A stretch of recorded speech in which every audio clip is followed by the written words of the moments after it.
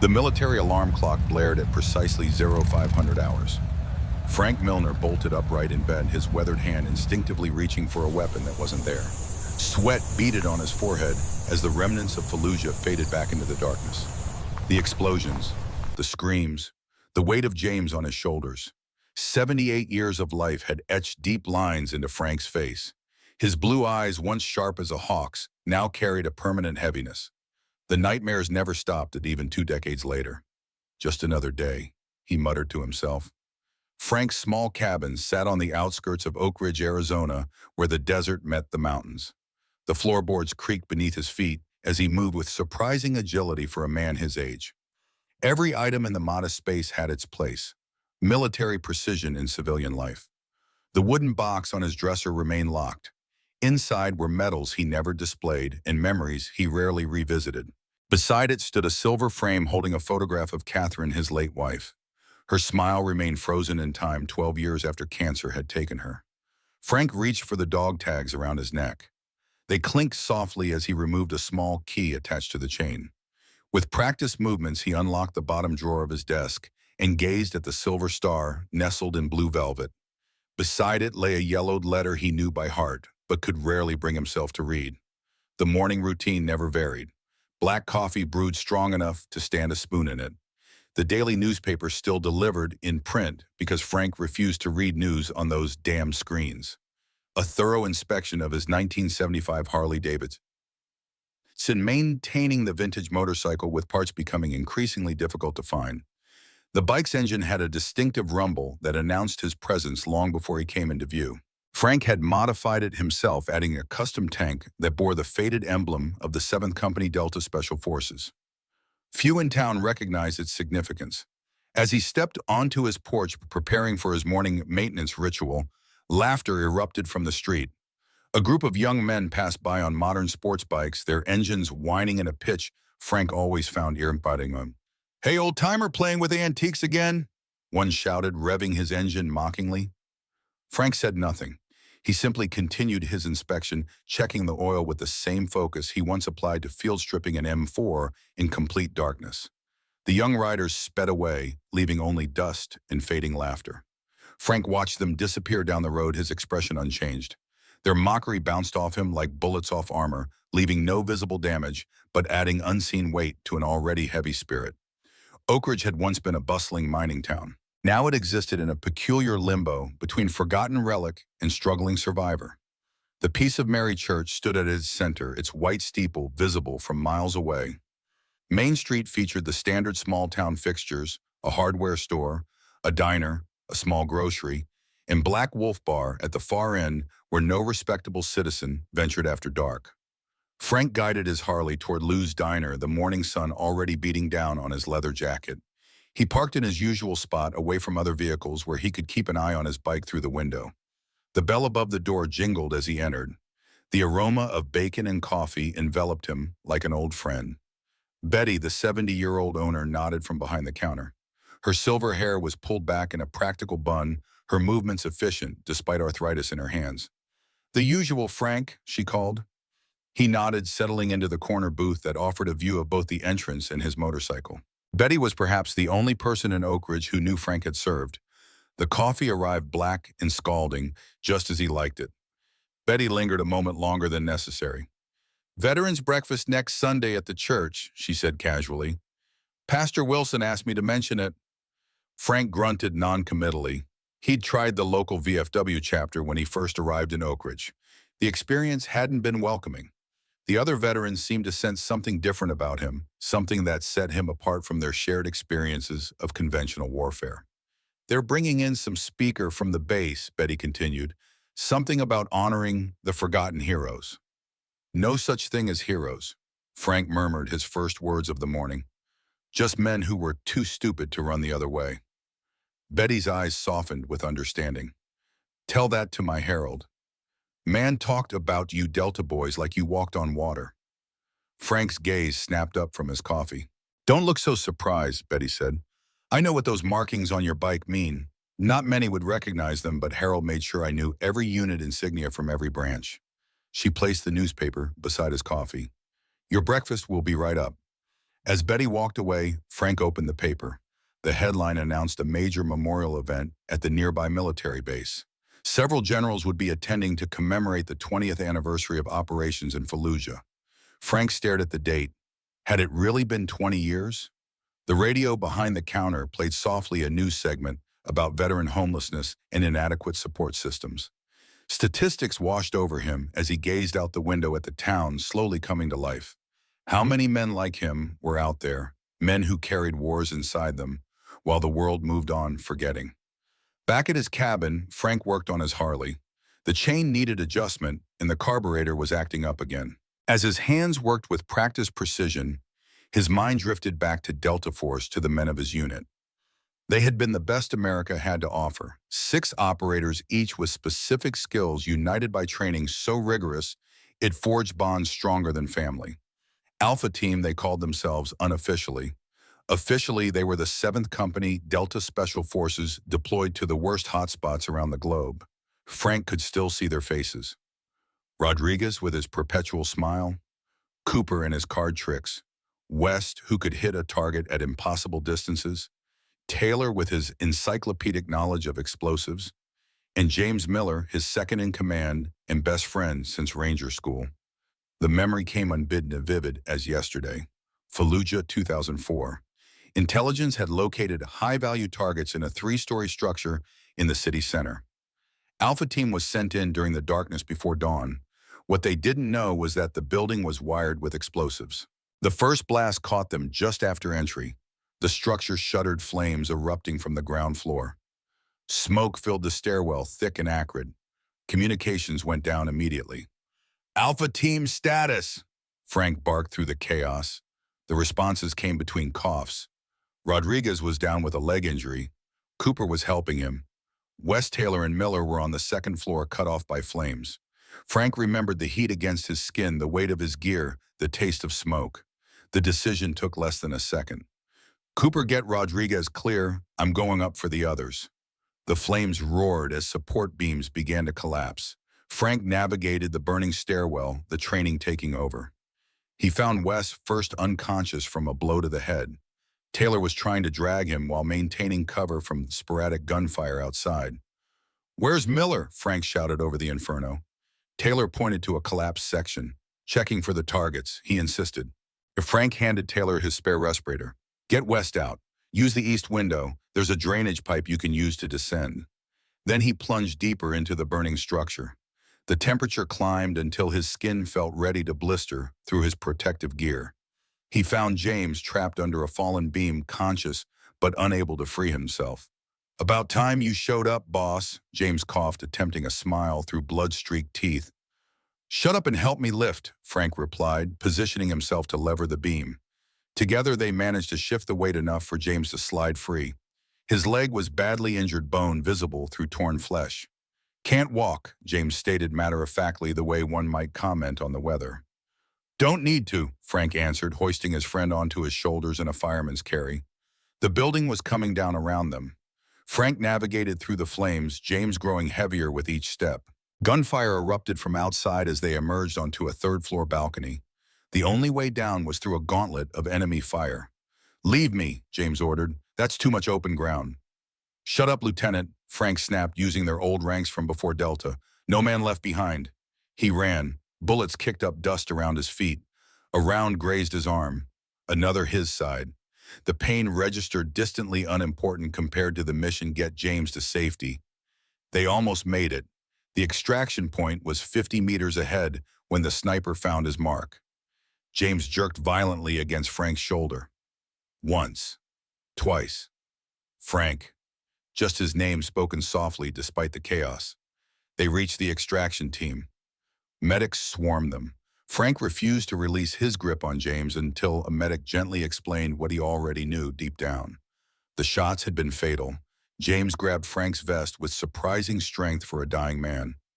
"Promise me," he wheezed. "Look after them. Sarah and the boys?" Frank nodded, unable to form words. "Not your fault," James insisted, blood bubbling at his lips. "Did everything right. Tell them." But whatever James wanted them to know remained unspoken. His hand went slack. The light faded from his eyes. The memory dissipated as Frank tightened the last bolt on his Harley. He realized he'd been working mechanically, his body completing the task while his mind walked through the burning buildings of Fallujah. Frank wiped grease from his hands, noticing they trembled slightly. Not from age, but from the memories. He checked his toolbox and realized he needed parts that couldn't be found in his extensive collection of spares. Damn, he muttered. A trip to town was necessary, something he increasingly avoided as age made him prefer solitude over the stares of strangers. He glanced at the western sky. Storm clouds were gathering. If he wanted to avoid riding in the rain, he needed to go now. The weather deteriorated faster than forecast. Dark clouds rolled in from the mountains, bringing premature darkness and the first heavy drops of rain. Frank had found the parts he needed at Jenkins Hardware, but the owner's constant questions about the vintage machine had delayed him longer than planned. He was halfway home when the Harley's engine began to miss. The familiar rumble became a regular stuttering like an old man's heartbeat. Frank recognized the symptoms immediately. The chain tension he'd adjusted that morning had failed completely. Rain poured in sheets, now reducing visibility to mere yards. Frank guided the struggling motorcycle to the side of the road just as the chain snapped with a sound like a gunshot. The rear wheel locked. The Harley slid sideways on the wet pavement. Frank managed to kick free as the bike went down, but at 78, even a controlled fall took its toll. He landed hard mud splattering across his clothes and face. For a moment, he lay still, assessing for injuries with the methodical approach of a man accustomed to pain. Nothing broken, probably some bruising along his left side. His old shoulder wound ached with the familiar tension that preceded rain. Lightning illuminated his surroundings. The bitter irony of his situation wasn't lost on him. His motorcycle had died directly in front of the Black Wolf Bar, home to the Wolf Riders Motorcycle Club. Their custom bikes lined the front of the establishment like chrome and steel sentinels. As if on cue, the bar's door swung open. Music and laughter spilled out, along with four men wearing leather jackets emblazoned with snarling wolf heads. They paused at the sight of Frank struggling to his feet beside his fallen Harley. "Well, what do we have here?" the tallest one called out, holding his beer overhead to keep it from the rain. Frank ignored him, focusing instead on assessing the damage to his motorcycle. The chain had completely separated the master link, nowhere to be seen. The rear wheel showed signs of damage where the chain had wrapped around it before breaking free. "Hey, fellas, come look at this. Grandpa wiped out on his antique." The man pulled out his phone recording as more club members emerged from the bar. Frank knelt in the mud beside his motorcycle, his hands working to free the remnants of the chain from around the rear axle. The rain plastered his gray hair to his skull, water running in rivulets down his weathered face. "Need a walker to get back up, old timer," another voice called, triggering laughter from the growing crowd. Phones recorded from all directions now. Someone revved a motorcycle engine, mockingly imitating the sputtering sound the Harley had made before dying. "Looks like someone escaped from Shady Pines retirement home," a younger rider shouted. "Should we call and tell them Grandpa's out past curfew?" Frank continued working silently. His fingers, once capable of assembling a rifle blindfolded in under 30 seconds, now worked methodically through the pain of early arthritis. He'd been in worse situations, much worse. Their words were just noise. "What's the matter, old man? Cat got your tongue?" The first rider approached, towering over Frank's kneeling form. From the corner of his eye, Frank noticed a woman with groceries crossing to the other side of the street rather than walk past the scene. Smart move. No reason for anyone else to get involved in his problems. The rain intensified, drumming against leather jackets and the fallen Harley. Lightning flashed again, followed almost immediately by thunder that rattled the bar's windows. "Maybe he's drunk," someone suggested. "Should we call the cops?" "Nah, just old and lost. Probably doesn't even know where he is." Frank finally managed to free the chain remnants. He carefully placed them in his jacket pocket and attempted to stand. His knee, injured decades ago during training, protested sharply. He used the motorcycle for support, refusing to show weakness before these men. "Look at him. Stubborn old coot, won't even ask for help." The bar door opened again. The crowd parted as a man stepped out, his presence commanding immediate respect. Taller than the others and solidly built, he wore a black leather vest over a plain gray t-shirt. His beard was peppered with gray, his eyes sharp beneath heavy brows. "What's all this?" His voice cut through the laughter and rain. "Just some old guy who ate pavement jack." one of the younger riders answered. We're having a little fun. Jack Harmon, president of the Wolf Riders, moved closer. His eyes took in Frank's mud-splattered form, the fallen Harley, and the amused expressions of his club members. Then his gaze fixed on something else, the emblem on the Harley's tank. Jack stepped forward, squinting through the rain. He crouched beside the motorcycle, his fingers tracing the faded insignia on the custom fuel tank. The laughter died away, phones lowered. The crowd watched in confusion as their leader examined the old motorcycle with sudden intensity. Hold on, Jack said, his voice dropping to a near whisper. Is that a 7th Company Delta Force badge? The rain continued to fall, but now it seemed to be the only sound in the world. Frank stood perfectly still, water dripping from his chin, his blue eyes revealing nothing. For the first time since arriving at the bar, he looked directly at Jack Harmon, truly seeing the man rather than dismissing him as another tormentor. The younger riders exchanged confused glances. Most didn't recognize the significance of the emblem, but Jack knew, and suddenly everything had changed. Everyone back inside, Jack ordered without looking away from Frank. Now! The authority in his voice triggered immediate compliance. The Wolf Riders retreated to the bar, though some lingered at the windows watching the scene unfold through rain-streaked glass. Jack stood slowly, his eyes never leaving Frank's face. Sir, he began, his tone entirely transformed.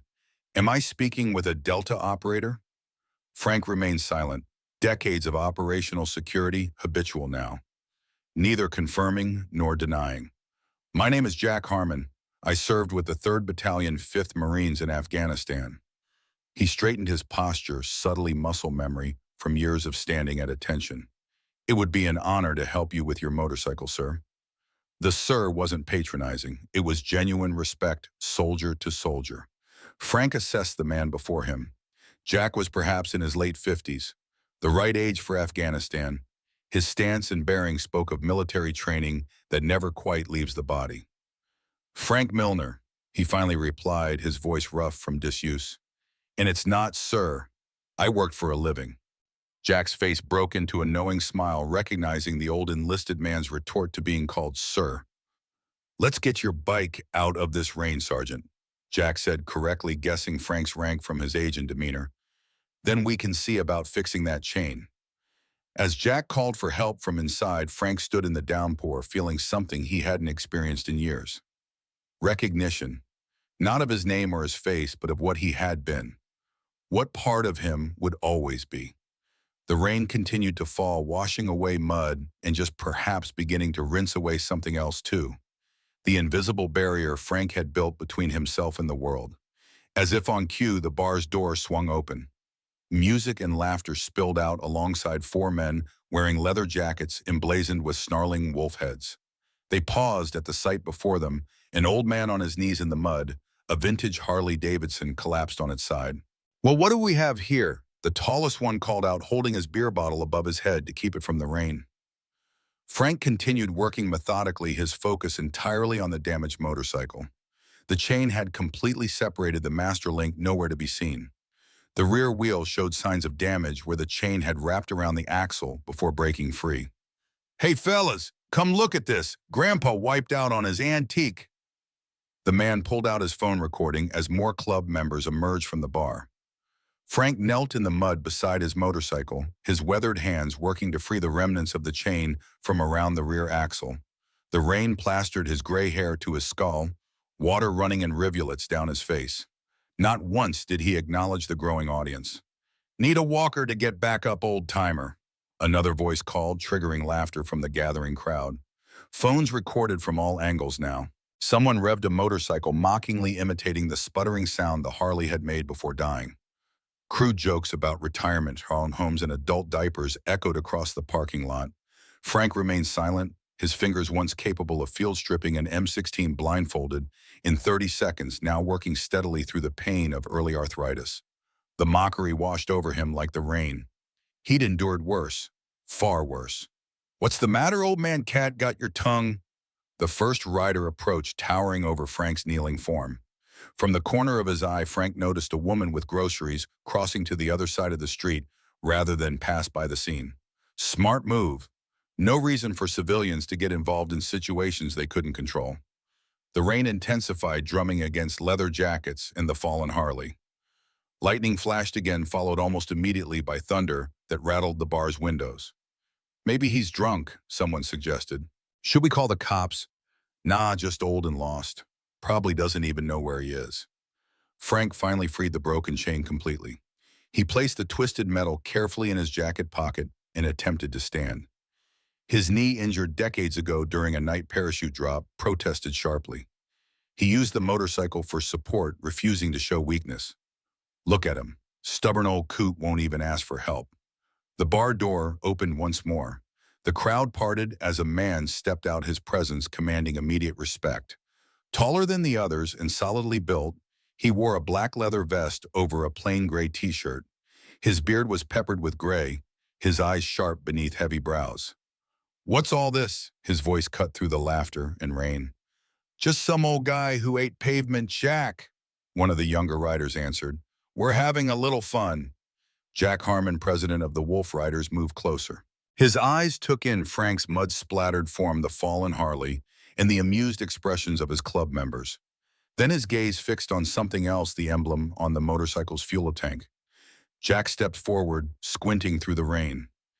He crouched beside the motorcycle, his fingers tracing the faded insignia on the custom tank. "Hold on," Jack said, his voice dropping to a near whisper. "Is that a 7th Company Delta Force badge?" The laughter died away. Phones lowered. The crowd watched in confusion as their leader examined the old motorcycle with sudden intensity.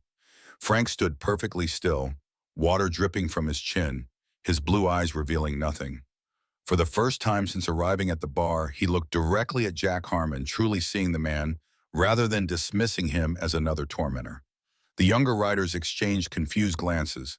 Most didn't recognize the significance of the emblem. But Jack knew, and suddenly everything had changed. "Everyone back inside," Jack ordered without looking away from Frank. "Now!"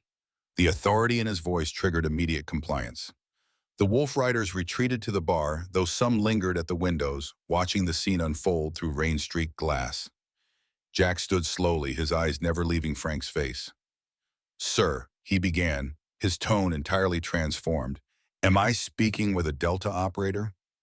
Frank remained silent, decades of operational security now habitual, neither confirming nor denying. "My name is Jack Harmon. I served with the 3rd Battalion, 5th Marines in Afghanistan." He straightened his posture, subtly muscle memory from years of standing at attention. "It would be an honor to help you with your motorcycle, sir." The "sir" wasn't patronizing. It was genuine respect, soldier to soldier. Frank assessed the man before him. Jack was perhaps in his late 50s, the right age for Afghanistan. His stance and bearing spoke of military training that never quite leaves the body. "Frank Milner," he finally replied, his voice rough from disuse. "And it's not, sir. I worked for a living." Jack's face broke into a knowing smile, recognizing the old enlisted man's retort to being called sir. "Let's get your bike out of this rain, Sergeant," Jack said, correctly guessing Frank's rank from his age and demeanor. "Then we can see about fixing that chain." Frank hesitated, decades of self-reliance making it difficult to accept help. But the rain was coming down harder now, and the practical side of him knew the Harley needed shelter. "Appreciate it," he said simply. Jack called over 2 club members who had been watching from the doorway. Their demeanor had changed completely, taking cues from their leader. They approached cautiously, respectfully. "Dave, Tony, help us get this bike into the garage," Jack instructed. "And be careful with it. This isn't just any motorcycle." Well, together they lifted the Harley. Frank tried to assist despite his aching knee, but Jack stopped him with a gentle hand on his shoulder. "We got this, Sergeant. You've carried enough weight." Something in Jack's tone suggested he wasn't just talking about the motorcycle. Frank nodded once, a barely perceptible acknowledgement, and followed them around the side of the building to a large garage attached to the bar. Inside, fluorescent lights hummed above a well-equipped workshop. 3 motorcycles in various stages of customization occupied repair stands. Tools lined the walls in meticulous organization that reminded Frank of military armories. They carefully positioned the Harley on an empty stand. Jack immediately began examining the damage, his experienced hands moving over the chain assembly and rear wheel. "Tony, get some towels for Sergeant Milner," Jack ordered. "Dave, coffee. The real stuff from my office, not that swill from the bar. As the men hurried to comply, Frank stood dripping on the concrete floor. The garage was warm after the cold rain, making him suddenly aware of his soaked clothing and aching joints. Iraq or after? Jack asked casually as he inspected the Harley's rear sprocket. Frank studied Jack for a moment before answering. After. Way after. Jack nodded, not pushing further. This is fixable. Chain shot, obviously, but we've got a supplier with vintage Harley parts. Rear sprocket needs replacing, too. Don't want to impose, Frank said stiffly. Jack straightened up, wiping his hands on a shop rag. My father never talked about it. Not once. He paused, looking directly at Frank. When he died, 3 men showed up at his funeral. None of us knew them. It turned out they were from his unit. Said my dad saved them. Frank said nothing, but he understood the unspoken message.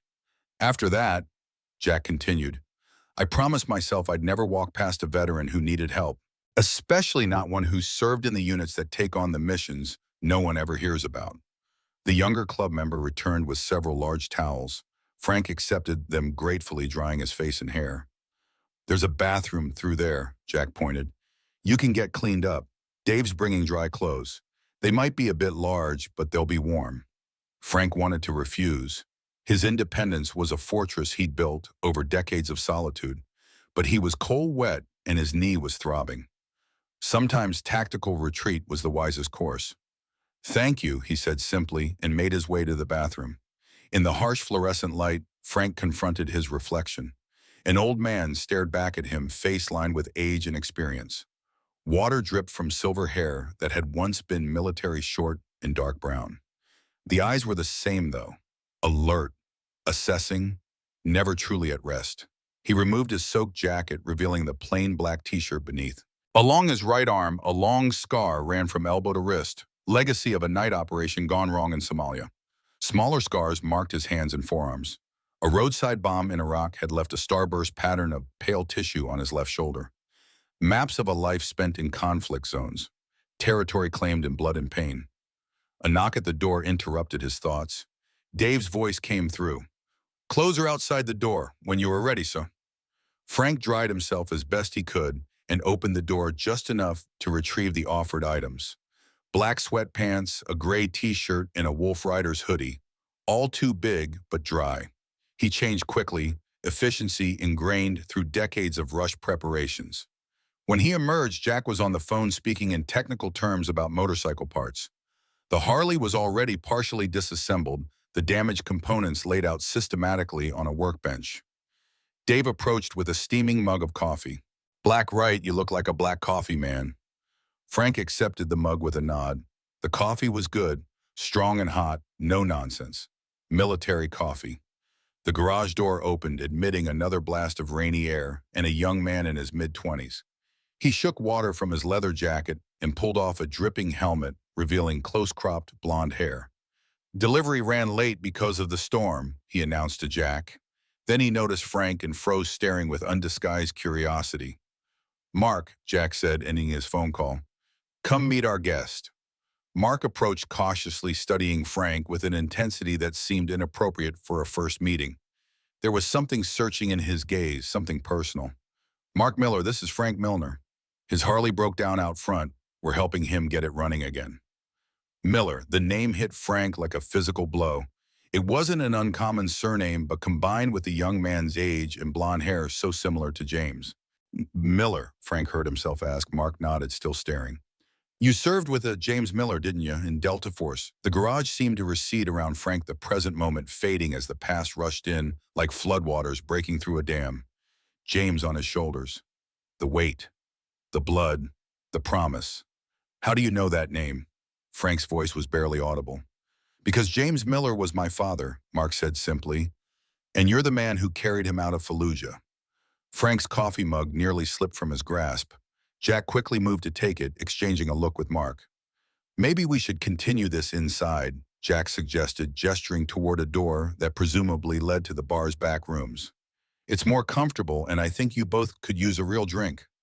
Frank followed mechanically, his mind racing. James had 2 sons, Michael and Mark, twins, 5 years old when their father died. How had Mark found himself here in this town at this exact moment? The coincidence was too precise to be random. They entered a private office behind the bar. Unlike the raucous main room, this space was quiet and surprisingly tasteful. Military memorabilia decorated the walls alongside motorcycle photography. A polished wooden desk dominated one side of the room, while leather armchairs created a comfortable seating area on the other. Jack closed the door, muffling the music and voices from the bar. Mark, get the good bourbon, top shelf of the cabinet. Mark moved to a wooden cabinet and retrieved a bottle and 3 glasses. His hands trembled slightly as he poured amber liquid into each. Frank lowered himself into one of the armchairs, his knee grateful for the reprieve. He studied Mark openly now. The resemblance to James was striking. The same jawline, the same way of holding his head slightly tilted when concentrating. "How did you find me?" Frank asked. Mark handed him a glass of bourbon. "I didn't, not intentionally." He sat in the chair opposite Frank, leaning forward earnestly. "I moved to Oak Ridge 6 months ago, took a job as a mechanic at Thompson's garage, joined the Wolf Riders because I've always loved motorcycles." He reached into his jacket pocket and withdrew a worn photograph protected in a plastic sleeve. He handed it to Frank. The photo showed a younger Frank, perhaps 40, standing beside James Miller in desert camouflage. Both men were smiling despite the dust covering their faces. Their arms were slung over each other's shoulders in the easy camaraderie of men who trusted each other with their lives. "I've carried this picture my whole life," Mark said quietly. "Dad sent it to Mom a week before he died." Frank stared at the photo, memories washing over him. That day in Iraq, a rare moment of peace between missions. The photo had been James's idea. "So the boys can see their old man isn't just sitting around," he joked. "Your mother," Frank said, suddenly looking up. "Sarah, how is she?" "She passed 3 years ago, cancer." Mark took a sip of bourbon. "She never remarried. Always said Dad was the only one for her." Frank nodded slowly. After James died, he had made good on his promise initially. Visited Sarah and the twins, helped financially when military benefits proved insufficient. But over time, his visits became less frequent. His presence seemed to reopen wounds for Sarah rather than provide comfort. Eventually, he'd stepped away, convincing himself they were better off without the constant reminder of their loss. "Michael is still active duty," Mark continued. "Army Rangers, followed in Dad's footsteps. He's stationed at Fort Benning currently." Jack had been silent, allowing them this moment of connection, but now he spoke. "Mark showed me that photo his first day at the Wolf Riders. I recognized the Delta insignia immediately. My unit worked with Delta operators in Kandahar. Never met finer soldiers." Frank took a long swallow of bourbon, welcoming the burn. "Your father was the best of us," he said to Mark. "Bravest man I ever knew." "Dad wrote about you in his letters," Mark said. "Said you were the one who held the team together, the one everyone trusted to bring them home." Frank's expression darkened. "I didn't bring him home." "But you tried," Mark insisted. "You carried him out under fire. The others in Dad's unit told us what happened. How you refused to leave him even when ordered to save yourself." Frank set his glass down harder than intended. "And he still died. I failed the mission."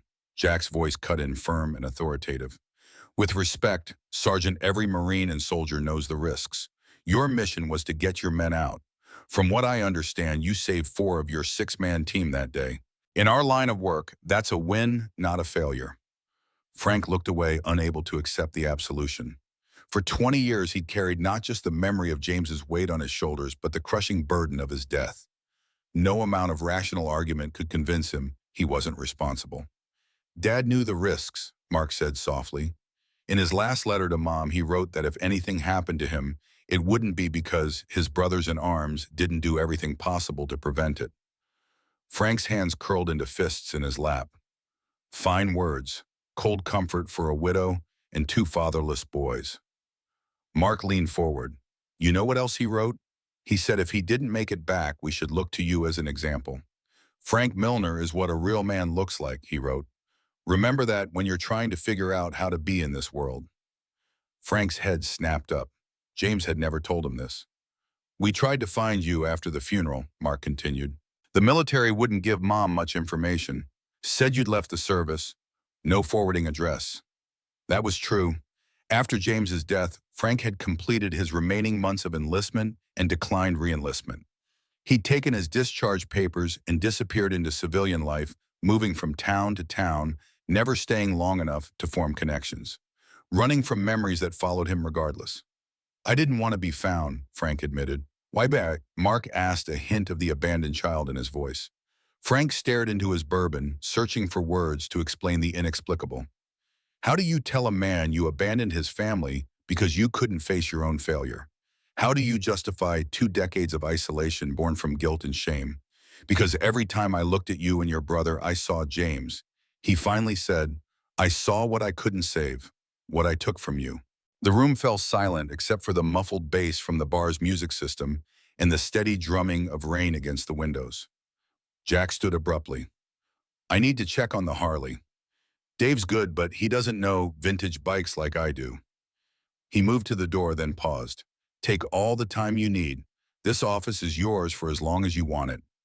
After Jack departed, Mark sat back in his chair, studying Frank with eyes so like his father's, it was almost painful to meet them.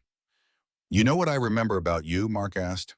I remember a tall man in a uniform who knelt down to my level, who looked me in the eye and told me my daddy was a hero, who gave me and Michael real military coins and said they were special because they belonged to warriors. Frank remembered those challenge coins. He'd given his Navy Cross and Silver Star coins to the twins, unable to think of any other comfort to offer 5-year-old boys who couldn't possibly understand what they'd lost. I kept mine, Mark said. He reached into his pocket again and produced a silver challenge coin, worn from years of handling. The Navy Cross insignia was still visible, though faded. Michael kept his too. We used to argue about whose was more important. A small smile touched Mark's lips. Mom finally told us they were equally special because they both came from you. Frank reached out hesitantly and Mark placed the coin in his palm. The weight of it, the familiar texture, brought a rush of memories. Receiving it from an admiral who'd never seen combat. Carrying it through 3 more deployments as a reminder of what was expected of him. You didn't take our father from us, Mark said firmly. War did that. But you gave us something just as important. You gave us his legacy. You showed us what brotherhood means. Frank handed the coin back, unable to speak past the tightness in his throat. I have something else to show you, Mark said. He pulled out his phone, tapped the screen a few times, then passed it to Frank. The video showed an older James Miller in desert camouflage standing against the backdrop of a military tent. The timestamp indicated it was recorded just days before the Fallujah operation. Hey, Sarah, Michael, Mark, James began, his voice tinny through the phone's speaker but achingly familiar. If you're watching this, then things didn't go as planned. I'm sorry for that, more than I can say. Frank's hand trembled as he held the phone, watching his long-dead friend speak. I need you to know I didn't want to leave you, James continued, but I also need you to know I was doing something important here, something worth doing. I was with the best men I've ever known. James looked directly into the camera, his expression serious. Frank, if you're there with them, which I hope you are, I need to say something to you too. Frank nearly dropped the phone.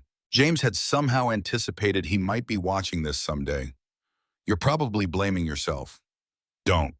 You always took too much responsibility for things beyond your control. Whatever happened out here, I know you did everything humanly possible. That's who you are. It's why I've always been proud to serve beside you. James's image smiled, the same crooked grin Frank remembered from countless missions. So if I didn't make it back, but you did, I'm asking you one last favor. Look after my boys. Not just now, but as they grow up. They'll need a man like you to show them the way. The video ended. Frank sat motionless, the phone heavy in his hand. Mom showed us this video on our 18th birthday, Mark explained, taking the phone back. She said Dad recorded it just in case, but made her promise not to show it to us until we were men. I didn't know, Frank whispered. You couldn't have, but now you do. Frank stood abruptly, moving to the window. The rain continued to fall, obscuring the view of the street. His reflection stared back at him, a stranger in borrowed clothes haunted by ghosts he'd never been able to outrun. I failed him, Frank said, his back to Mark. I failed all of you. No, Mark's voice was firm. You saved 4 men that day. You tried to save my father. And now fate, or God, or whatever you want to call it, has given you another chance to keep your promise. Frank turned. What do you mean? Michael is being deployed again next month. Afghanistan, his third tour. Mark's voice caught slightly. He has a wife now, a baby on the way. He's scared, though he won't admit it. He could use some wisdom from someone who's been there. The implication was clear. Mark was offering Frank a way back into their lives, a chance to fulfill his promise to James after all these years. Before Frank could respond, a knock came at the door. Jack entered, his expression serious. Sorry to interrupt, but I just got a call from my parts supplier. They can't deliver the chain for your Harley until tomorrow because of the storm. He looked at Frank. You're welcome to stay here tonight. We have a spare room upstairs. Frank hesitated, old habits of isolation warring with new possibilities. Or, Mark interjected, you could stay at my place. It's not much, but I have a spare bedroom too, and a lot more questions about my father if you're willing to answer them. Frank looked between these two men. Jack, a fellow veteran who had recognized and respected what Frank was without even knowing his name, and Mark, the son of his best friend, offering not just shelter for the night, but a connection to a past Frank had been running from for 2 decades. In that moment, standing in the warm office while rain pelted the windows, Frank realized he was at a crossroads. He could continue his solitary existence defined by guilt and self-imposed exile. Or he could step towards something else, something James had asked of him long ago. I'd like that, Frank said quietly to Mark. I'd like to tell you about your father. Jack nodded approvingly. The Harley will be ready tomorrow afternoon. I'm ordering all new parts, top quality. No charge. Frank started to object, but Jack held up a hand. Consider it a debt repaid, not to you personally, but to what you represent. Men like you paved the way for men like me. Let us do this. Outside, the storm began to ease, the downpour softening to a steady rhythm. Change was coming to Frank's carefully isolated life. Like the rain transforming the parched Arizona landscape, it would either bring new growth or wash away the foundations he'd built. Perhaps both. As he followed Mark out to his truck, Frank caught himself straightening his posture, squaring his shoulders the way he once did before missions.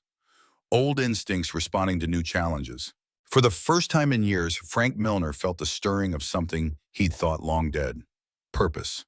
They drove through the rainy streets in silence, both men lost in thought. Mark's apartment was above a small auto parts store on the quieter edge of town. Nothing fancy, but clean and orderly in a way that spoke of military influence. It's not much, Mark said as he unlocked the door, but it's home for now. Frank stepped inside, taking in the modest living room with its simple furniture and few personal touches. A framed photo of James and Sarah on their wedding day. A shadow box containing James's posthumous medals. A bookshelf filled with military history and technical manuals. You can take the bedroom, Mark offered. I'll sleep on the couch. Frank shook his head.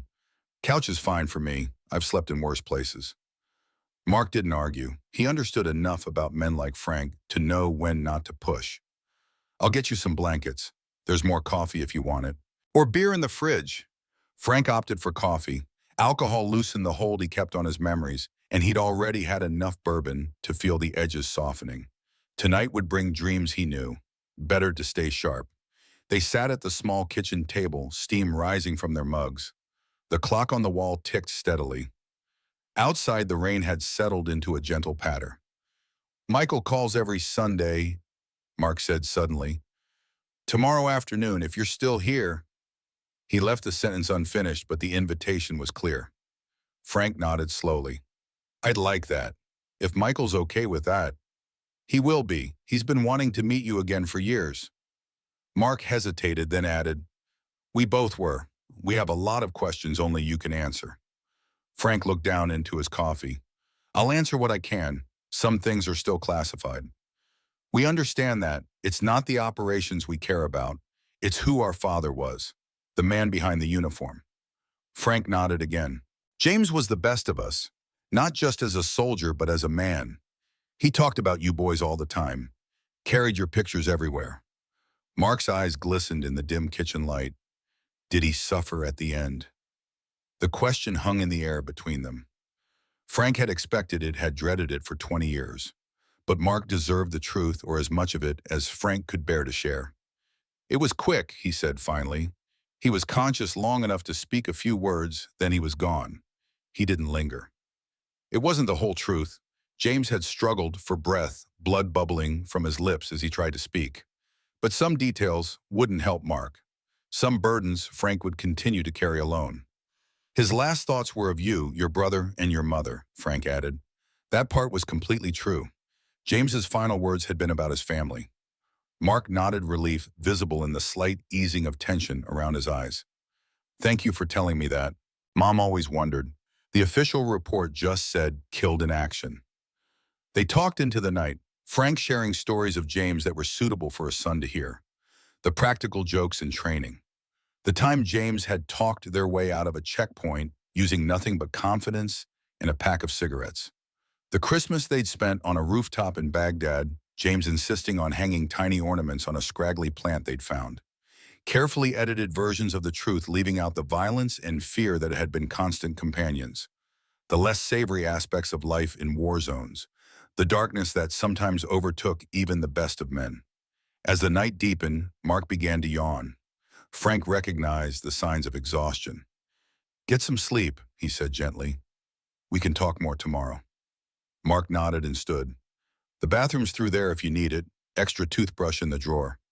He hesitated, then added, I'm glad you were here, Frank. Really glad.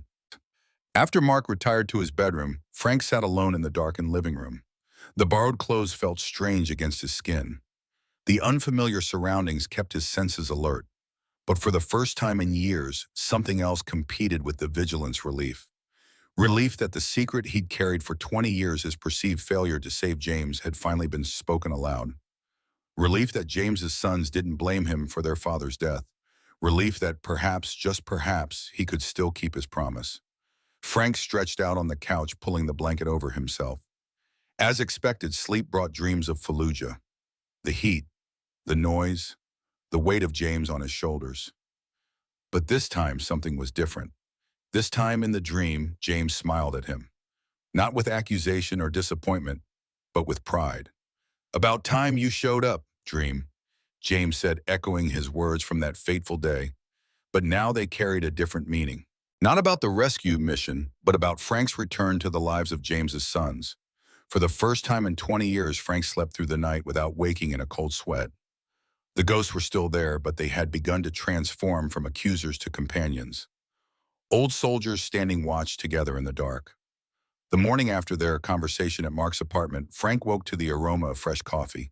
For a moment he was disoriented, the unfamiliar ceiling above him, a stark contrast to his cabin's weathered beams.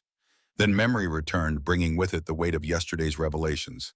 Frank sat up on Mark's couch, his joints protesting after a night spent on furniture too short for his frame. Despite the discomfort, he felt more rested than he had in years. The nightmares that normally haunted his sleep had been replaced by something else. Dreams of James not dying in his arms, but smiling, nodding in approval. Morning, Mark called from the kitchen. Coffee's ready. Frank folded the blankets with military precision, hospital corners. Everything aligned, then made his way to the small kitchen table. The morning light cast a golden glow across the sparse room, illuminating a photograph on the wall. James and Sarah on their wedding day, young and hopeful, unaware of the future that awaited them. Sleep okay? Mark asked, setting a steaming mug before Frank. Better than expected, Frank replied, accepting the coffee gratefully. They sat in companionable silence, each lost in thought. Frank studied Mark over the rim of his mug. The resemblance to James was unmistakable, the same determined set of the jaw, the same thoughtful eyes. But there was something of Sarah, too, in the quiet dignity with which he carried himself. The peaceful moment was interrupted by the harsh ring of Mark's phone. He glanced at the screen, his expression shifting to concern.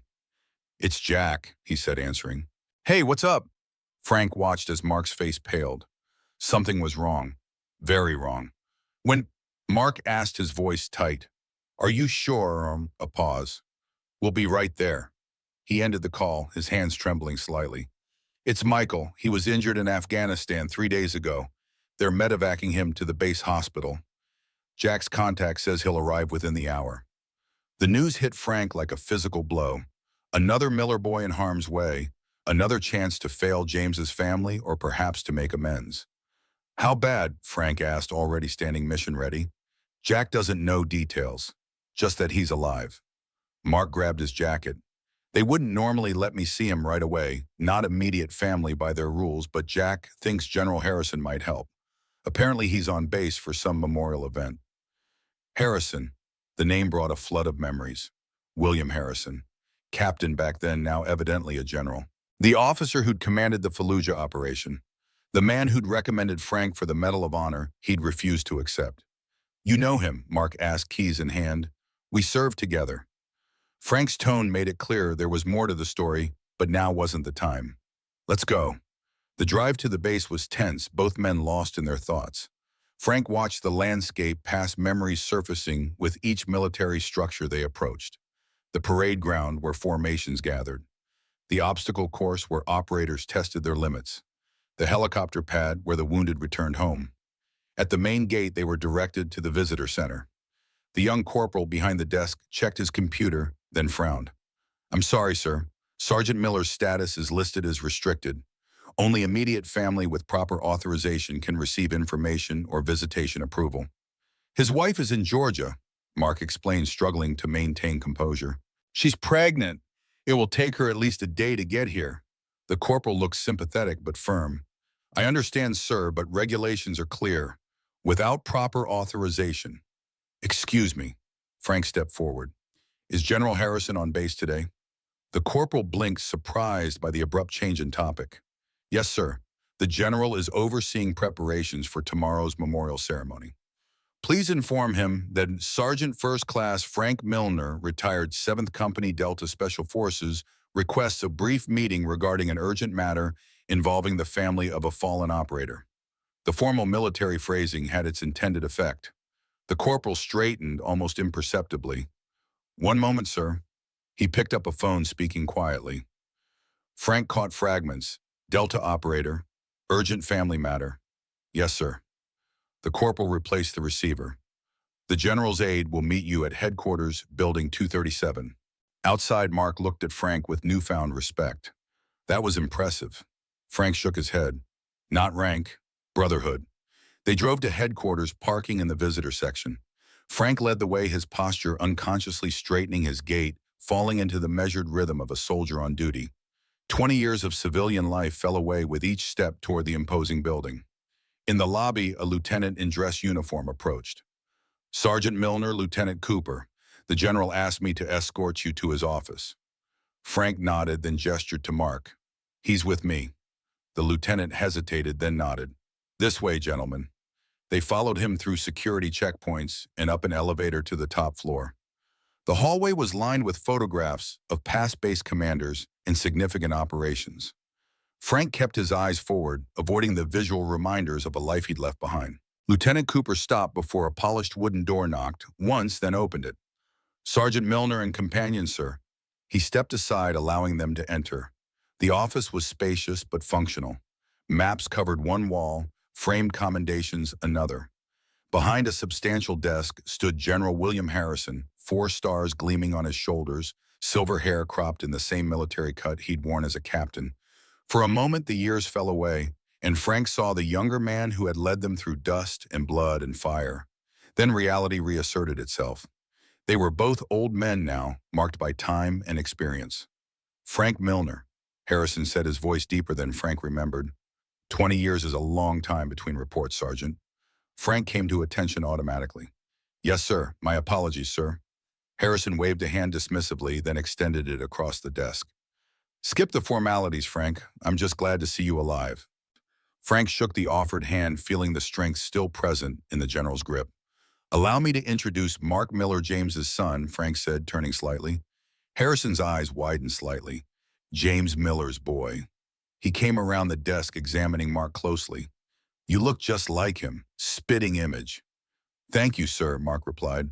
My father spoke highly of you. James was one of the finest men I ever commanded, Harrison said, his voice softening. His loss was... He glanced at Frank. Well, Frank cleared his throat. Sir, we're here about Mark's brother Michael. He's been injured in Afghanistan, being medevaced to the base hospital today. Harrison's expression sharpened. Michael Miller, the Ranger. You know him? Mark asked, surprised. I make it a point to know the service records of children of my former operators. Harrison said, especially those who follow their fathers into the special operations community. He moved to his desk, pressing the intercom. Lieutenant Cooper, get me Colonel Jenkins at the hospital. Priority. While they waited, Harrison studied Frank with an intensity that made the retired operator uncomfortable. There were questions in the general's eyes, recriminations, perhaps certainly curiosity. The intercom buzzed. Colonel Jenkins, on line 1, sir. Harrison picked up the phone. Jenkins Harrison, Sergeant Michael Miller, incoming medevac. I want full status, priority care, and family visitation authorized immediately. He paused, listening. Yes, that's right. His brother is here with me now, and Sergeant First Class Milner Delta retired. They have my personal authorization. After a brief conversation about medical details, Harrison replaced the receiver. Michael was injured when his unit encountered an IED. The blast caused trauma to his right leg and lower abdomen. He's stable but will require surgery. Harrison looked directly at Mark. Colonel Jenkins says his prognosis is good. No immediate life-threatening injuries. Mark exhaled audibly, his shoulders sagging with relief. Thank you, sir, he said simply. Harrison nodded. The medevac lands in 30 minutes. You'll have full access to the hospital and Michael's care team. He turned to Frank. I assume you'll be staying with Mark. Yes, sir, moi, Frank answered without hesitation. A small smile touched Harrison's lips. Good. He gestured to chairs arranged before his desk. Please sit. We have a few minutes before you need to head to the hospital. As they seated themselves, Harrison studied Frank. 20 years, Frank. You disappeared after the funeral. Not even a forwarding address. Frank shifted uncomfortably. Needed some distance, sir. From the service, perhaps, not from your brothers. Harrison's tone was gentle but reproachful. We looked for you.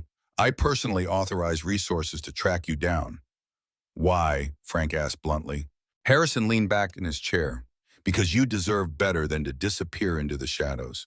Because the Medal of Honor recommendation was still active. Because James's family needed you. Frank glanced at Mark, then back to Harrison. I did what I thought was right at the time, sir. Running rarely is, Harrison replied, but that's water under the bridge now. He reached into a drawer and withdrew a thick folder. I keep this in my desk wherever I'm stationed. Been carrying it for 20 years, hoping I might run into you someday. He opened the folder, revealing official documents with classified stamps and military seals. Your Medal of Honor recommendation, complete with eyewitness accounts from the surviving team members. Never formally withdrawn, simply placed on hold at your request. Harrison closed the folder. The statute of limitations never expires on valor, Frank. Frank felt his throat tighten. With respect, sir, I don't want it. Never did. I know, Harrison said softly. That's one of the reasons you deserve it. The intercom buzzed again. Sir, the medevac has been cleared for landing. ETA 12 minutes. Harrison stood. We'll continue this conversation later. Right now, Michael needs his family. He looked at Mark. All of his family. At the hospital, Lieutenant Colonel Jenkins was waiting for them. He led them to a small observation room adjacent to the helipad, explaining Michael's condition in more detail. The injuries were serious but not life-threatening, a testament to modern battlefield medicine and Michael's own resilience. Frank stood at the window watching the approaching medical helicopter. The distinctive thump-thump of the rotors transported him instantly to other places. Dust-choked landing zones in Iraq, frantic evacuations under fire. The weight of James's body being lifted into a similar helicopter. The aircraft touched down, rotors slowing but not stopping. Medical personnel rushed forward as the side door opened. They emerged with a stretcher, IV bags, held high monitoring equipment, beeping steadily. Even from a distance, Frank could see the resemblance to James in the wounded soldier's face. The same strong jawline, the same determined set of the mouth even in pain. In the treatment room, Frank hung back, giving Mark space as he approached his brother. The medical team worked efficiently around them, connecting monitors, checking vitals. Hey, Mikey, Mark said, taking his brother's hand carefully. It's Mark. Michael's eyes fluttered open, clouded with pain medication, but still alert. Mark, how? General Harrison arranged it, Mark explained. They're taking good care of you. Michael managed a weak smile. Course they are. Can't break a ranger that easy. His gaze moved past Mark, settling on Frank. Confusion gave way to recognition. Sergeant Milner. His voice was barely audible. Frank stepped forward, emotion threatening to overwhelm him. In Michael's face, he saw echoes of James' not just physical features, but the same indomitable spirit shining through pain. "Hello, Michael," Frank said softly. "Been a long time." "Dad's friend," Michael murmured, "the one who carried him out." Frank nodded, unable to speak past the tightness in his throat. Michael's free hand moved to his chest, where something bulged beneath the hospital gown. With effort, he pulled out a chain with 2 items, dog tags and a tarnished challenge coin. "Always carry it," Michael said. "Silver Star coin. You gave it to me. After Dad." Frank recognized the challenge coin he'd given the 5-year-old boy at James's funeral. The realization that Michael had carried it through his own military career into combat struck Frank with unexpected force. "Gentlemen, we need to take him now," Colonel Jenkins interrupted gently. As the medical team prepared to move Michael to assessment, his eyes found Frank once more. "You'll stay?" He asked the question weighted with more than its simple words. Frank nodded. "I'll stay." A small smile touched Michael's lips before his eyes closed. The medical team wheeled him away, leaving Frank and Mark standing in the empty treatment room. "Surgery could take several hours," Jenkins informed them. "The waiting area is on the 3rd floor. I'll make sure you're updated regularly."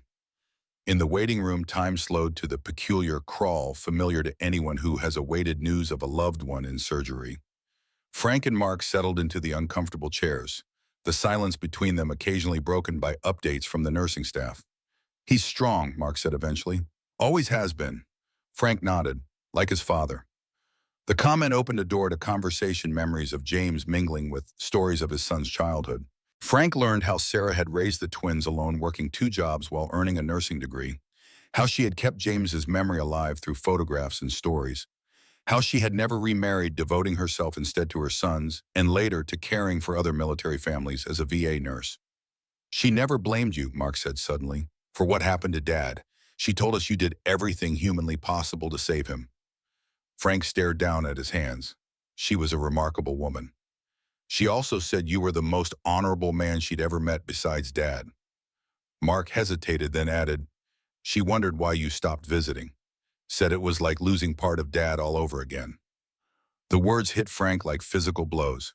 He had convinced himself that his absence was a kindness to James's family, sparing them the painful reminder of their loss.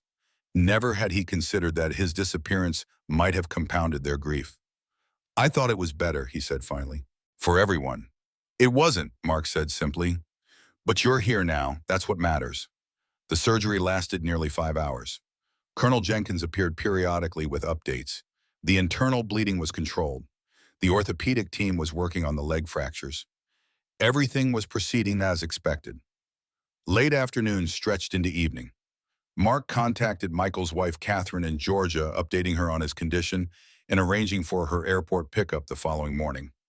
Just after 8 o'clock, Colonel Jenkins appeared in the waiting room doorway. "The surgery went well," he announced. "We've repaired the internal injuries and stabilized the leg fractures.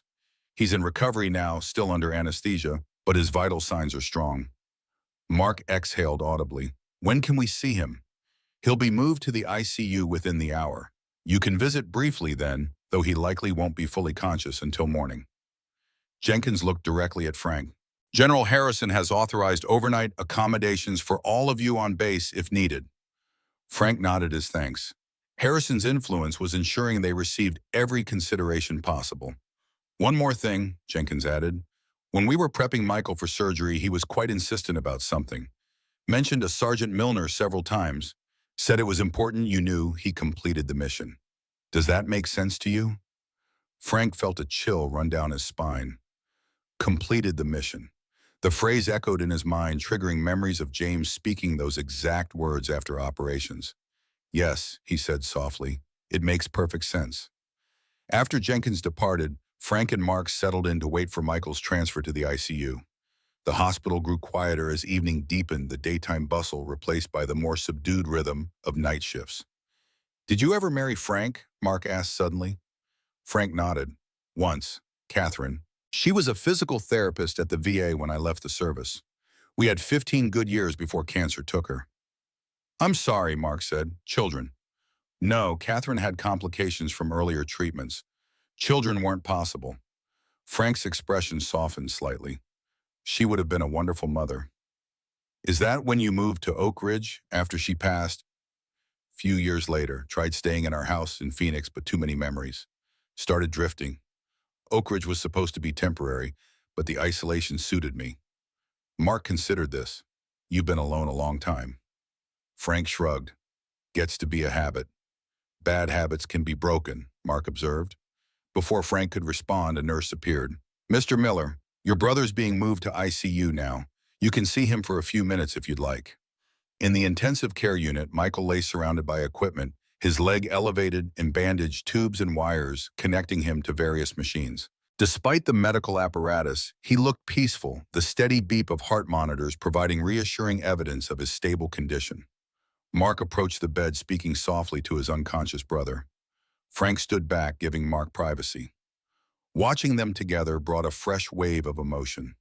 In these two men, James lived on, not just in physical resemblance, but in their characters, their choices, their bonds with each other. As they left the ICU, Mark turned to Frank. General Harrison arranged rooms for us at the visiting officers' quarters. Might be more comfortable than going back to my apartment tonight. Frank nodded, too weary to argue. They walked in silence across the darkened base to a low building near headquarters. The duty officer was expecting them, handing over room keys with minimal formalities. The general left this for you, Sergeant Milner, he added, passing Frank an envelope.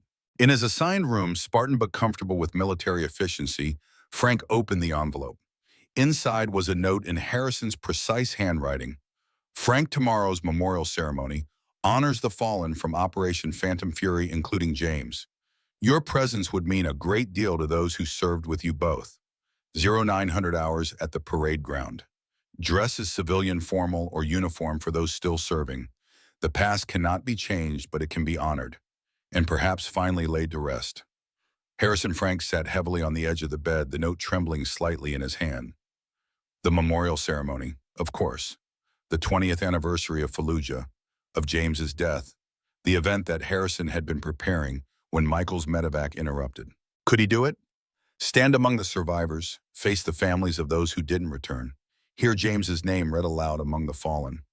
For 20 years, he'd run from these moments, avoided the reunions and commemorations that might have provided closure but threatened to reopen wounds he'd desperately tried to heal. Now fate had conspired to place him here on this base on this specific anniversary. James's sons had re-entered his life. His promise to look after them had been unexpectedly renewed. Michael's injury, while unfortunate, had created an opportunity or perhaps an obligation to finally confront the past. Frank carefully refolded the note and placed it on the nightstand. Then he stretched out on the bed, not bothering to remove his borrowed clothes. Sleep came surprisingly quickly, and for once, it was dreamless. Morning arrived with military precision, announced by distant bugle calls and the rhythmic cadence of troops running in formation. Frank woke feeling more rested than he had in years. After a quick shower, he dressed in the same borrowed clothes, making a mental note to retrieve his own possessions from Mark's apartment after the hospital visit. As he was tying his shoes, a knock came at the door. Mark stood in the hallway holding a garment bag. "Morning," he said. "Brought you something." Frank raised an eyebrow questioningly. "General Harrison sent it over, said you might need it for the ceremony." Frank took the bag, unzipping it to reveal a perfectly pressed dark suit white shirt and conservative tie, precisely his size. "How did he—" Mark smiled. "Military intelligence isn't just for operations, apparently." Frank shook his head, torn between annoyance at the presumption and gratitude for the thoughtfulness. Harrison always was thorough. "Hospital called," Mark said. "Michael's awake and asking for us. Catherine's plane lands in 2 hours. Give me 10 minutes to change." Frank said, decision made. The suit fit perfectly, of course. Looking in the mirror, Frank barely recognized himself. The casual observer would see only a dignified older gentleman, perhaps a businessman or retired professional. Only the way he stood, the set of his shoulders, and the watchful eyes betrayed his military background. At the hospital, they found Michael significantly improved. Though still connected to monitors and IV lines, he was alert and oriented. His color was better and the pain appeared to be under control. "There they are," he said as they entered, his voice stronger than the previous day. "Mark and the ghost." Frank smiled despite himself. Still breathing, so not quite a ghost. Debatable, you disappeared pretty thoroughly. There was no accusation in Michael's tone, just observation. Fair point, Frank acknowledged. Mark moved to his brother's side. How are you feeling? Like I got too close to something that exploded, Michael replied dryly. But the docs say I'll keep all my original parts, which is better than some guys get. His gaze returned to Frank. So, Sergeant Milner, after 20 years of radio silence, you just happen to be in the same town where my brother lives on the same day I get shipped home with souvenirs from Afghanistan. Apparently, Frank said. Michael studied him for a moment and then nodded slightly. Dad would call that providence, not coincidence. Your father saw meaning in everything, Frank agreed. Including you, Michael said. He told me once, well, he told a 5-year-old who wouldn't remember, but Mom repeated it often enough that if I wanted to understand what integrity looked like, I should watch you. Frank swallowed hard. Your father gave me too much credit. I don't think so, Michael said seriously. You carried him out under fire. When everyone else said to leave him, you refused. Then you carried his body back to us, made sure we knew he died with honor. He paused. And now you're here when I come home damaged, but alive. Seems fitting. Before Frank could respond, the door opened, and Colonel Jenkins entered, accompanied by a nurse. Good morning, Sergeant Miller. Glad to see you alert. He checked the monitors, then examined Michael's bandages. Everything looks good. Pain levels. Manageable, Michael replied. When can I start PT? Jenkins chuckled. Definitely a ranger. Let's get you through the next 48 hours first, then we'll discuss rehabilitation protocols. He made some notes on the chart. Your wife should be arriving soon. We've arranged for her to stay with you here. Thank you, sir, Michael said. After Jenkins left, Michael turned back to Frank. Mark told me about the memorial ceremony today. You're going, right? Frank hesitated. I'm not sure I belong there. Every surviving member of that operation belongs there, Michael said firmly. Especially the man who carried my father through fire. The simple conviction in Michael's voice struck Frank deeply. Here was James's son lying injured in a hospital bed, yet concerned with ensuring proper respect was paid to his father's memory and the man who had tried to save him. I'll consider it, Frank said noncommittally. Michael's eyes, so like his father's, held Frank's gaze. Dad would want you there, standing tall, not hiding in shadows. The words echoed those Mark had spoken the previous day. The sentiment James had expressed in his final video message. Even Harrison's note carried the same underlying message. Stop running. Face the past. Honor what was lost, but embrace what remains. For 20 years, Frank had been a ghost, haunting the periphery of life without fully engaging. He had survived rather than lived, existing in the shadows of what might have been. Perhaps it was time to step into the light. You'll be okay here, Frank asked, changing the subject, until Catherine arrives. I'm surrounded by the best medical care the Army can provide, with my brother standing watch, Michael replied. I think I can manage a few hours. Mark glanced at his watch. The ceremony starts at 0900. We should head over soon if we're going. Frank nodded slowly. Then I suppose we should go. For James. Michael smiled. For all of them. The ones who came back and the ones who didn't. As they left the hospital, Frank realized the weight he had carried for 20 years felt somehow lighter. Not gone, it would never be gone entirely, but transformed into something he could bear with dignity rather than be crushed beneath. The morning sun illuminated the parade ground, glinting off brass instruments as the military band prepared for the ceremony. Rows of white folding chairs faced a temporary stage draped with the American flags. Already people were gathering, military personnel in dress uniforms, civilians in formal attire, family members of the fallen clutching programs and photographs. Impressive turnout, Mark observed as they approached. Frank nodded, his throat too tight for speech. Each step toward the gathering felt heavier than the last, as if he were walking through deep sand. Only Mark's steady presence beside him kept him moving forward. At the entrance to the seating area, a young officer checked names against an attendance list. Name, sir, he asked Frank. Before Frank could respond, a familiar voice spoke from behind them. Sergeant First Class Frank Milner, Delta Force retired, and Mark Miller, son of Lieutenant James Miller. They turned to find General Harrison in full dress uniform, medals and ribbons gleaming in the sunlight. Beside him stood an elegant woman Frank recognized as Harrison's wife, Patricia. "General," Frank acknowledged unconsciously, straightening his posture. "Frank Mark, glad you could make it." Harrison studied Frank's face, seeming pleased by what he saw. "The suit fits well." "Thank you, sir. Bit formal for my usual taste." Harrison smiled. "Some occasions demand formality. It reminds us of the weight of what we commemorate." He gestured toward the front row. "We've reserved seats for you." As they followed Harrison through the growing crowd, Frank became aware of eyes turning in their direction. Veterans, many around his own age, nudged each other and whispered. One by one they came to attention as he passed, offering silent salutes or respectful nods.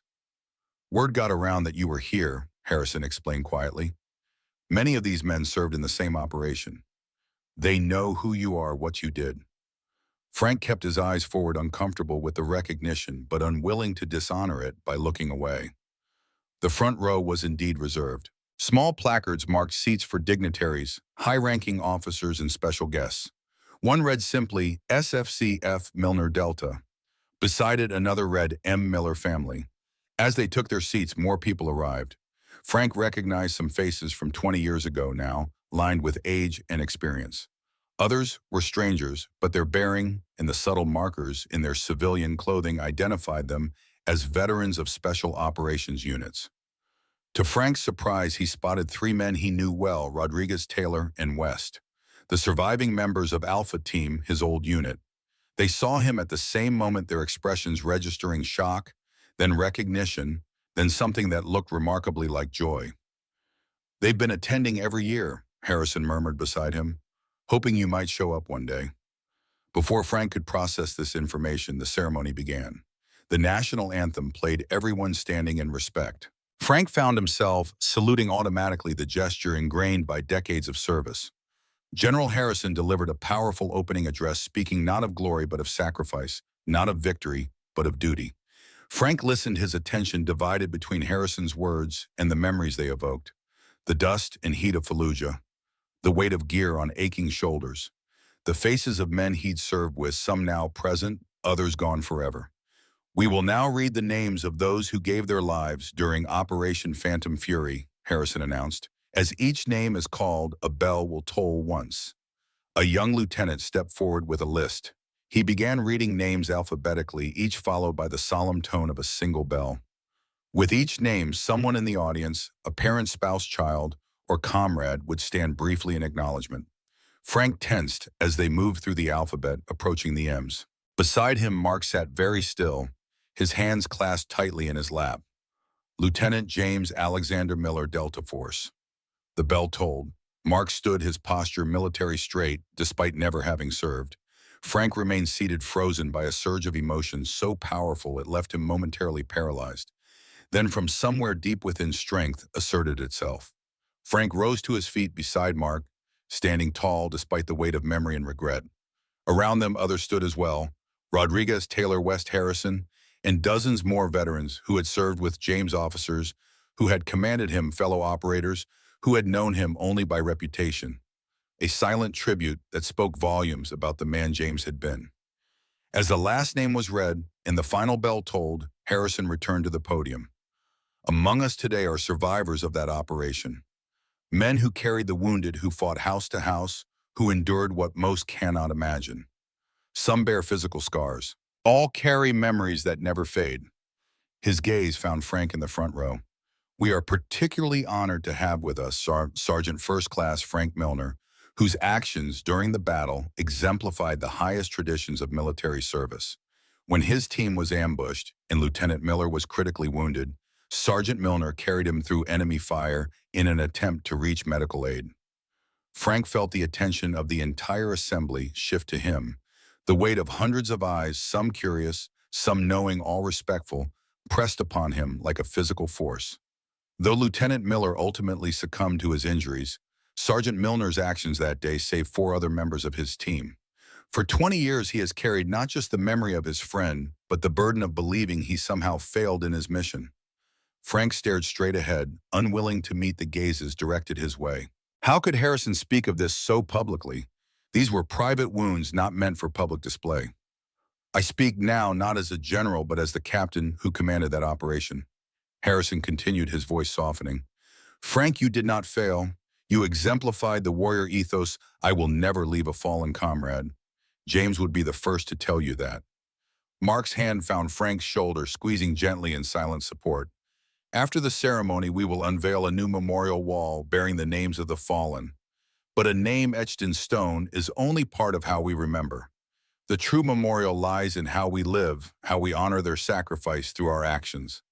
Harrison's eyes swept the assembly once more. Let us pledge today to live worthy of their sacrifice, to support the families they left behind, to reach out to those who returned but still struggle with visible and invisible wounds, and to remember always that freedom is never free. The ceremony continued with additional speakers, prayers, and music.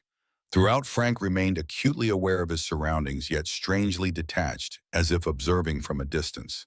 The familiar military ritual provided structure that helped contain the turbulent emotions beneath the surface.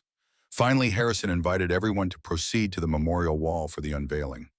As the crowd rose and began moving toward the adjacent memorial garden, Rodriguez, Taylor, and West approached Frank. Sarge, Rodriguez said, his voice thick with emotion, we thought we'd never see you again. For a moment, Frank couldn't speak. These men, his men, had survived because of him, had lived full lives while he'd hidden in the shadows of guilt. It's been a long time, he managed finally. Too long, West said, extending his hand. Frank took it, then found himself pulled into a rough embrace. Taylor and Rodriguez joined in a circle of brothers, reunited after too many years apart. We've been looking for you, Taylor said as they separated, all this time. I didn't want to be found, Frank admitted. We figured that out, Rodriguez replied with a hint of his old smile. But we never stopped trying. Mark stood to the side, watching the reunion with a mixture of emotions. These men had been there that day, had witnessed his father's final moments, had known the father he'd lost when he was too young to form lasting memories. Wes seemed to sense Mark's thoughts. He turned to him. Your dad was the best of us, saved my life more than once before. He trailed off, then continued. He talked about you and your brother all the time, carried your pictures everywhere. The memorial wall stood at the center of a carefully landscaped garden, covered by a large cloth bearing the seal of the United States Army. As the crowd gathered around, Harrison nodded to an honor guard standing at attention nearby. With precision movements, they removed the covering, revealing polished black granite inscribed with names in gold lettering. The morning sun caught the surface, making the names seem to glow with inner light. Mark stepped forward, searching for his father's name. He found it in the center section, tracing the letters gently with his fingertips.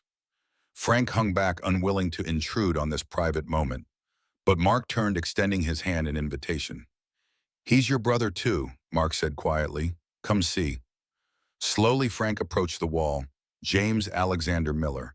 The formal name looked strange to him. In his memory, James was just James or Miller, or sometimes Lieutenant when protocol demanded. Never this full, solemn identity that spoke of finality and loss. As he stood before the name, something unexpected happened. Instead of the crushing weight of guilt and grief he'd anticipated, Frank felt a curious sense of peace. James was being honored as he deserved. His sacrifice was acknowledged, his memory preserved, and his sons were here, living testaments to the man he had been. Harrison approached, stopping beside Frank. The folder I showed you yesterday, the Medal of Honor recommendation. It's still active. Frank started to shake his head, the automatic refusal rising to his lips. Before you refuse again, Harrison continued, consider this. It's not just about you. It's about James, about his sons, about all the men who served under you and looked to you as an example of what duty and honor mean in their purest form. Frank glanced at Mark, who was watching him with an expression that mirrored James's so perfectly it was almost uncanny. You once promised my father you'd look after us, Mark said softly. Maybe this is part of that, showing us how to accept recognition when it's deserved, even when it's painful. Frank stood silent, caught between lifelong instincts of self-effacement and the dawning realization that his refusal might in its way be another form of selfishness. Think about it, Harrison said, placing a hand briefly on Frank's shoulder. That's all I ask. No decision needed today. As they left the memorial garden, Frank spotted a woman waiting near the entrance. Something in her stance, the tilt of her head, struck him as familiar, though he couldn't place her. She approached slowly, uncertainty in her expression. "Excuse me," she said. "Are you Frank Milner?" Frank nodded, studying her face. Late 50s, perhaps, attractive with dignity that spoke of inner strength. "You don't remember me," she said, a statement rather than a question. "I'm Elaine Cooper, David Cooper's wife." The name triggered immediate recognition. David Cooper, one of the men Frank had saved that day in Fallujah, the one who'd helped Rodriguez while Frank went back for the others. "Mrs. Cooper," Frank said, extending his hand. "How is David?" A shadow crossed her face. "He passed away 3 years ago. Cancer." "I'm sorry to hear that," Frank said sincerely. "He was a good man, a good soldier." She nodded. "He talked about you often. Said he owed you his life, that none of them would have made it out without you." Frank shifted uncomfortably. "We all did what was necessary." "David didn't see it that way," she persisted. "He said you went back into that building when everyone told you not to, that you carried James even when it meant risking your own life." She opened her purse and withdrew a small box weathered with age. "He kept this for 20 years, hoping to return it personally. When he knew he was dying, he made me promise to keep trying." Frank accepted the box with a strange reluctance. Inside lay a challenge coin identical to the ones he'd given Mark and Michael as children. But this one was his own, given to Cooper during a moment of celebration after their first successful mission together. "He said you'd understand," Elaine said. "Something about always returning to base with your team." Frank stared at the coin, memories flooding back. The tradition among operators, leaving a personal challenge coin with a teammate meant you would return for it. A superstition perhaps, but one taken seriously by men who faced death regularly. By giving his coin to Cooper, Frank had unknowingly created an obligation he'd never fulfilled to return to reconnect, to remain part of the Brotherhood they'd formed. "Thank you," he said, finally closing his hand around the coin. "This means more than I can express." At the hospital, they found Michael with a visitor. Catherine Miller sat beside his bed, her hand protectively covering his, her other hand resting on the gentle curve of her pregnant belly. She looked up as they entered, her face lighting with recognition at the sight of Mark. "Mark, thank goodness you're here." She rose to embrace her brother-in-law, then turned curious eyes toward Frank. Michael performed the introduction. "Catherine, this is Sergeant Frank Milner, Dad's best friend from Delta, the one I told you about."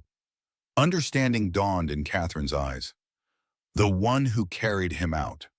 Frank nodded uncomfortably, wishing the moment could be defined by something other than that single act. "Thank you for coming," Catherine said simply. "Michael was so excited when he woke up and told me you were here. It means the world to him." She paused, placing a hand on her stomach. "To all of us." The four of them spent the afternoon together, the conversation flowing more easily than Frank would have expected. Catherine was warm and intelligent, clearly a perfect match for Michael. She described their home near Fort Benning, the nursery they were preparing their plans for the future. "We've been debating names," she said, glancing at Michael. "If it's a boy, we were thinking James, of course." Michael nodded, then looked directly at Frank. "But we're also considering Franklin as a middle name, if that would be okay with you." Frank felt something catch in his throat. "I'd be honored," he managed to say, "but you don't need my permission." "We wanted your blessing," Catherine said. "Michael says you're family." Family. The word resonated through Frank, stirring emotions long suppressed. He'd had a family once, Catherine, and before her, his teammates. Had he really found another after all these years of isolation? The days that followed took on a surreal quality. Frank's life, so long defined by routine and solitude, was suddenly filled with people and purpose. He divided his time between the hospital, where Michael was making steady progress, and Mark's apartment, where he helped prepare for Catherine's extended stay. A week after the memorial ceremony, Harrison called requesting a meeting. Frank found the general in his office, the now familiar folder on his desk. "Have you given any thought to what we discussed?" Harrison asked without preamble. Frank nodded slowly. "I have. And if the recommendation is still active, I won't oppose it." Harrison's expression softened. "What changed your mind?" Frank considered the question. Mark and Michael, seeing them, talking to them, understanding what it means to them. Not what it means to you. So, that's complicated. Harrison smiled slightly. "Isn't everything worth doing?" The formal notification came 3 months later. By then, Frank had moved from his isolated cabin to a small house near the base close enough to visit Michael during his rehabilitation and to help Catherine prepare for the baby. His Harley, completely restored by Jack and the Wolf Riders, was joined by a practical sedan more suitable for transporting a pregnant woman and eventually an infant. The Medal of Honor ceremony at the White House was deliberately kept small at Frank's request. Mark and Catherine attended Michael, watching via video link from his rehabilitation facility. Rodriguez, Taylor, and West were there, along with Harrison and a select few others who had served in Fallujah. As the president placed the medal around his neck, Frank felt a curious sense of completion. Not pride, never that, but perhaps a recognition that the circle begun 20 years ago in the burning streets of Fallujah was finally closing. The citation praised his conspicuous gallantry and intrepidity at the risk of his own life above and beyond the call of duty. The words seemed to describe someone else, a younger man who had acted without calculation, driven by bonds stronger than fear. "I accept this on behalf of Lieutenant James Miller and all those who didn't return," Frank said during his brief remarks. "The true heroes never came home." James Franklin Miller was born 2 months after the ceremony, a healthy boy with his grandfather's determined chin and his father's bright eyes. Frank held him awkwardly at first, then with growing confidence, as the infant gripped his finger with surprising strength. "He likes you," Catherine observed, smiling. "Poor judgment," Frank replied, but he was smiling too. 6 months later, on the anniversary of his return to the Miller family's life, Frank made an announcement. He had established the James Miller Foundation, dedicated to supporting the children of fallen Special Operations personnel. Using his Medal of Honor stipend and some of his savings, he had created a scholarship program that would help these children pursue education and opportunities their parents had sacrificed to protect. The first board meeting was held at Michael and Catherine's home, with Mark Harrison and representatives from various special operations organizations in attendance. As they discussed plans for fundraising and outreach, little James crawled determinedly across the floor, making his way to Frank's chair with single-minded purpose. Frank lifted the child onto his lap, marveling at how completely this small being had changed him. For 20 years, he had carried James's weight as a burden. Now, holding James's grandson, he recognized it for what it truly was: not a weight, but an anchor. Not a burden, but a blessing. That evening, as the sunset painted the sky in shades of orange and gold, Frank sat on Michael and Catherine's porch, watching the shadows lengthen across the yard. The Harley was parked in the driveway beside the family's SUV, its restored chrome gleaming in the fading light. Catherine joined him, little James sleeping peacefully against her shoulder. "Penny, for your thoughts?" she asked, settling into the chair beside him. Frank considered the question, his eyes on the distant horizon. "I was just thinking about promises," he said finally, "and how sometimes it takes a long time to keep them properly." Catherine nodded, understanding, without need for explanation. Inside, they could hear Michael's laughter as he and Mark argued good-naturedly over something inconsequential. The sound drifted through the open windows, a reminder of life continuing, of bonds unbroken, of love that transcended time and loss. Frank reached into his pocket, feeling the familiar shape of the challenge coin Elaine Cooper had returned to him. He carried it always, now a reminder of obligations honored and promises kept. 20 years ago, in the burning streets of Fallujah, he had made a promise to a dying friend. Tomorrow he would wake before dawn, brew coffee strong enough to stand a spoon in it, and begin another day of keeping that promise, not through guilt or obligation, but through love. For Frank Milner had finally come home.